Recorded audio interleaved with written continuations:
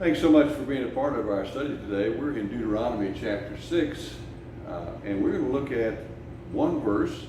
Yesterday we looked at a very key central verse in Jewish tradition that has meant a lot to Rudy and has become very meaningful to me. Chapter 6 verse 5, you'll hear this because it was on the lips of Jesus and quoted throughout the New Testament. And this is his word. You shall love the Lord your God with all your heart, with all your soul, and with all your might. Now, what's interesting about that verse is that the 10 Commandments were given so that the people of God could love God with all their heart and their soul and their might. And the rest of Deuteronomy is going to explain ways people can love the Lord with all their soul, all their heart, with all their might. Jesus said, if you love me, you'll keep my commandments. And it is really farcical to say, in fact, Jesus said it, if you say you love me, but you don't keep my commandments, you don't love me. And so love is shown by what we do. So why don't you just take off for a few minutes on this passage, and then I'll chime in some too. You should love the Lord with all your soul and your heart and your mind. And I think this is a window for me into the Trinity a little bit. That you have a heart, you have a soul, and you have a body. I mean, mind and body, I think, are synonymous here. And so it's again another vehicle that the Lord is using, because He teaches us in exactly the same way that we teach kindergartners today. It's just repeating. Mm-hmm. And if we weren't kindergartnens, we would have got it. So, and the way that we live proves that we don't have it. So it is worth repeating. But it's, I can't get away from the central theme of one of the central themes of the Bible of guilt. In your heart, if you love Him with all of your heart, and it's just another way to think about where our relationship with Him happens at, and that we are to pray without ceasing was what Paul said. And I had times in my life where I did try a few times to pray without ceasing, and you cannot do it because as smart as you think you are, you still can't think of two things at the same time. You might be able to, what do they call that? They call that multitasking. That's it. And you might be able to multitask, but you still can't think of two things at the same time. Right. The only way that you can pray without ceasing is to have God in the conversation, which actually puts Him in your heart, which leads us back to Jesus' death on Passover when the veil was torn, opening up the reality that there was going to be a new way to see into heaven. Right. And the new way to see into heaven is through His presence, because He allowed us to recognize His presence in our hearts. Yeah. One of the real benefits we've had from doing these videos together, Rudy, is you've helped me see how important it is our inside condition. That's where God meets us. That's the Holy of Holies within who we are. And so to love Him there, He's got to have it on the inside. Jesus said, you honor me with your lips, but your heart's far from me.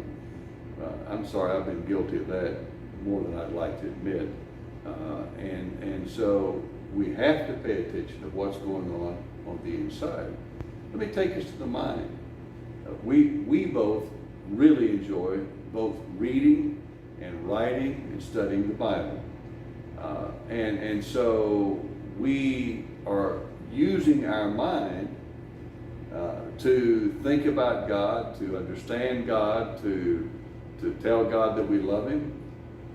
And again, I would want to encourage you to use your mind to connect with God. Last Sunday, Jake Taylor, the pastor at Maywood Baptist Church, had a really good sermon, and he also had a great insight and said, take a chapter of the Bible, read that chapter, and then take a walk around the block and ask God to inform you about what he thought about what you read. And then he took it a next step, and he said, well, go out and spend a longer time with God and let him inform you in your mind and in your heart about what you've read. And then maybe take a longer period than that, maybe a day or two, somewhere where you can be in solitude, where God can speak to you. And Jake said that will be life-changing. I guarantee it will be. I guarantee it. Yeah, you Harold can't. Finch was Yeah. a man that followed that. He sure did. Yeah, Harold Finch is one of the more dynamic people who've ever lived in our city. And he would spend times alone with God and had to say, God, plan my life out for me. And God would plan his life and he would do it. And he did some Very successful in this world. right, quite well. So, love the Lord with God with all your heart, your mind, and let's talk about our body. How do you go about loving God with your body, Rudy? By probably not putting stuff in it that I shouldn't. All right. But really for me, which is my mind, I really want to get back to, Okay, go back to that. to the mind. The universe between our ears, when you start investigating it, is larger than the cosmos. Yeah. And one of the ways that you're able to understand that is, well, before you understand that, one of the ways that helped me is if I can't get my own universe straight, how and why am I trying to get somebody else's universe straight? Correct. And but there's another benefit to it as well. Within your universe of thought, there are random thoughts that you have. Some of them are from God. Mm-hmm. And that's ultimately how you end up knowing his voice, because you've heard it before. Mm-hmm. But the evil one can drop a thought in your mind as well. Mm-hmm. So what's going on in your mind can be seen as practice. And the practice is to understand that when God speaks to us, when we speak to ourselves, and when the evil one is speaking to us for harm. Because sometimes what we want isn't good for us either. Right. So really what we're doing is we're identifying what God's will is. Yeah.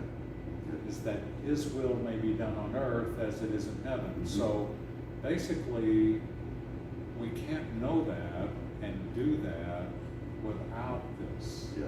Right. So true. So true. To close out, let me talk about the body for a minute. I have a saying about some people that I know.